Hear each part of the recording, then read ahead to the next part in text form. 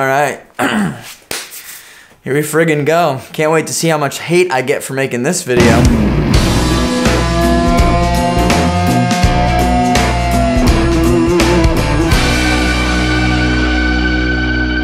What's poppin', my peeps? How's it going? My name is Burke Cullinane, and today we're gonna talk all about full frame cameras. But before we get started, before we dive into this, I just wanna state that nothing against full frame cameras. I used to own one, used to have the 5D Mark III. This isn't a dig at anybody either. So this conversation is more or less going to be geared towards video, not necessarily photography. And the reason is because I can kind of understand the photo standpoint on why you would prefer a full frame camera over a crop sensor camera. So I just want to have a little bit of a conversation on why I don't necessarily require a camera to be full frame when I purchase it. So let's talk about the pros, I guess, to a full frame camera. Since it's a full frame sensor, it's a larger sensor, your focal length and your f-stop, your aperture are going to be what they are. Without getting too far into it, you have to take into consideration when you're shooting on a crop sensor, you have to kind of times the crop by your focal length and the aperture that you're shooting at to get a more accurate representation of what that would be on full frame. Right now I'm shooting on a 16mm on a 1.6 crop, so 16 times 1.6 is 25.6. So right now if I was to be shooting this on a full frame camera, it would roughly be around like 25.6mm. That would be the focal length equivalent.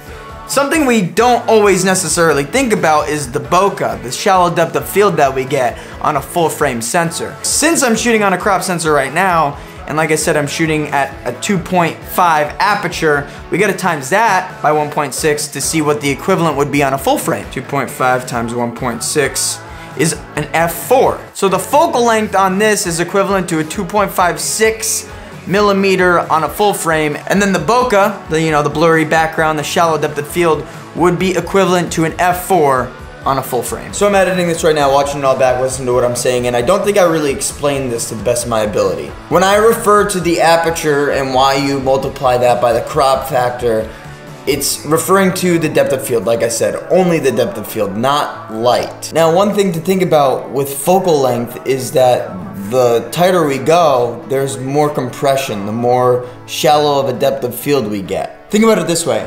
100mm on a crop sensor is roughly going to be a 160mm on a 1.6 crop. But you're still shooting on a 100mm on the crop sensor, so you're gonna get the compression that you would on a 100mm on a full frame.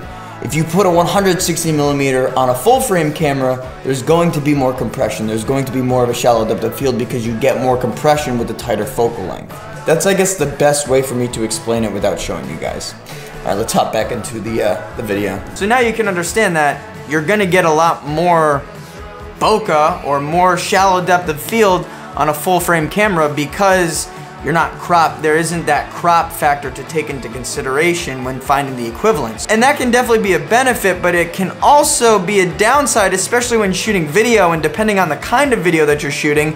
If you're really trying to nail your focus, it's gonna be a lot harder to nail focus on a full frame camera rather than a Super 35 aps-c sensor size. And then when you're shooting on full frame, I mean, you have a bigger sensor, you're capturing more light, so obviously it's gonna do better in low light. And because of that, you're going to produce less digital noise on a full frame sensor.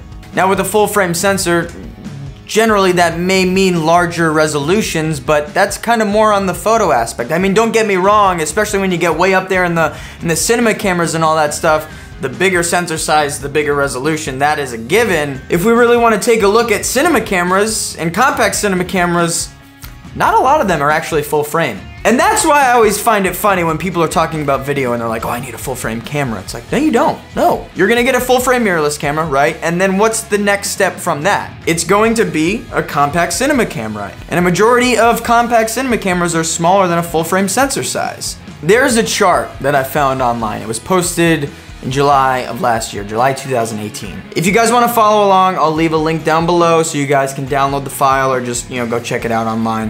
One thing we're gonna want to know, because it's not on this chart, is that a full frame max format is 36 by 24mm. So that's the format, the max format size of a full frame sensor. The reason that we want to know that is because we're going to be looking at the max format for a lot of these sensor sizes. So on this list, we have 5 red sensors.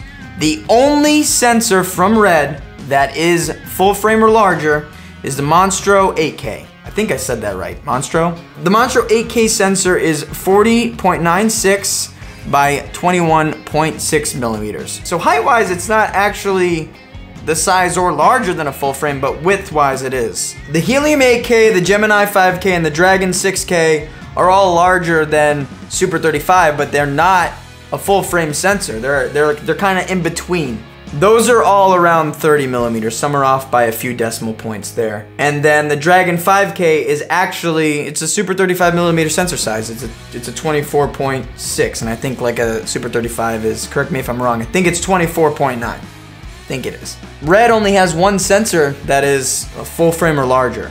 Moving on to Ari here. Now they actually have two sensor sizes that are full frame or larger. The Alexa 65 is a 54.1 by 24.58 millimeter. That's massive. That's a big boy, baby. And then the Alexa LF is 36.7 by 25.54. That's basically right around full frame. And then the SXT and the Mini they're not full frame. The width is 28.25. So it's kind of in between the Super 35 full frame sensor size. All right, so Canon only has two listed. They have the C700 and then the C300 Mark II. I know that the C200 is like, I think it's exactly a Super 35 millimeter. I think the same thing for the C100. So those aren't on here, but I mean, think about those too. You know, those are definitely ones to take into consideration, especially because that C200 shoots RAW. That thing's banging. C700 is the only sensor that Canon has that is a larger than full frame sensor size for cinema cameras. It's a 30.09 by 20.1. Again, with Sony, they don't have every camera listed here. I'm noticing that they don't have like the entry-level compact cinema cameras listed. You know, a lot of those are right around like the Super 35 millimeter sensor size. But for this, I mean, if we want to be technical, technically Sony doesn't have a full frame cinema camera sensor size. That's just being technical. I mean, realistically, the Venice 6K, it's literally right there. So I'm gonna give it to them. It's a 35.9 by 23.93. And like we said, it's 36 by 24. So it's just like, come on, it's right there. I mean, even the F55, that's not even really close. That's closer to a Super 35 millimeter focal length. It's 27.1. Panasonic, none of them. They're all Super 35 millimeters. Blackmagic design, I mean, Blackmagic, nope, not happening. Super 35 and Micro Four Thirds. Out of all of the cameras that are on this list, what, 4 of them? Yeah, 4 of them. Now here's the thing. I have nothing against full frame. Literally nothing. And I may even purchase one this year, depending on what Sony does, if they ever friggin' release that A7S III. Who knows? But I think it's important to look at things like this, especially if you're considering being a DP and learning these sensor sizes and stuff, and understanding that a lot of these cinema cameras aren't even full frame themselves. And I understand full frame, it's like a preference thing, and like I said, there's definitely benefits to it, but there's also benefits to having a little bit of a smaller sensor size, like I talked about, like depth of field, especially if you're on a production and you don't have somebody pulling focus, and you are the camera operator, and maybe you're also the director, and you're trying to direct talent and compose your shot and pull focus at the same time. It's gonna be harder to do that on a full frame camera, especially if you're shooting on fast lenses, especially fast cinema lenses, because T-stops and F-stops, there's a difference there. Maybe I'll talk about that in another video. Don't get me wrong, I get it, I understand, but I don't know, it just feels like, especially nowadays with the cameras that are being put out now, it's like absurd to, in my opinion, now don't get me wrong, if that's how you want to think, I get it, but it's kind of absurd to kind of like have this requirement that you need to have a full frame. And I'm not calling anybody out. These are just things I hear and see frequently on the internet. Basically, I don't think we need to focus or obsess over owning a full frame camera. Like, owning a full frame camera isn't going to make your videos better. It's not. I think I'm gonna close this out because I just keep going around in circles, and I'm gonna have a lot to cut out and post. So if you like this video, hit that like button, leave a comment down below, smash that keyboard, subscribe if you aren't already, ring that bell, and stay hungry. Peace.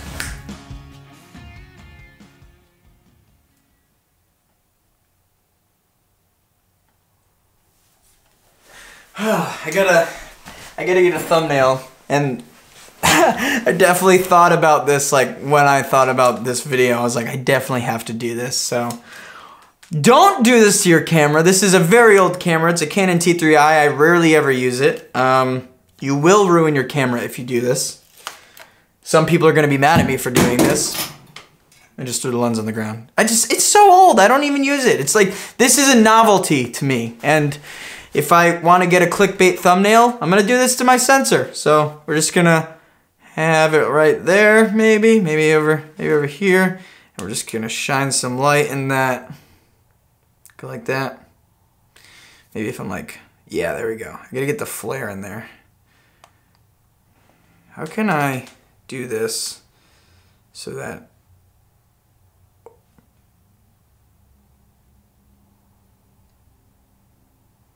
that's pretty good, right? Or maybe back here.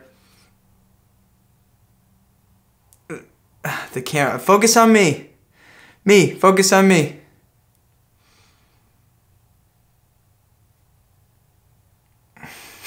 Hopefully I got something. I don't know. This is ridiculous. Or woo! All right. Whatever. If you made it this far, thank you. I appreciate you. Let me know what you had to drink this morning. Did you have coffee? What kind of coffee did you have? Did you drink tea? Did you have water? Did you have nothing? Let me know. Hope you had a great day. Hope you had a fantastic, if it's the morning or the afternoon, I hope you are about to have a great day. And I hope you are having a good day if it's the afternoon. So yeah, let me know.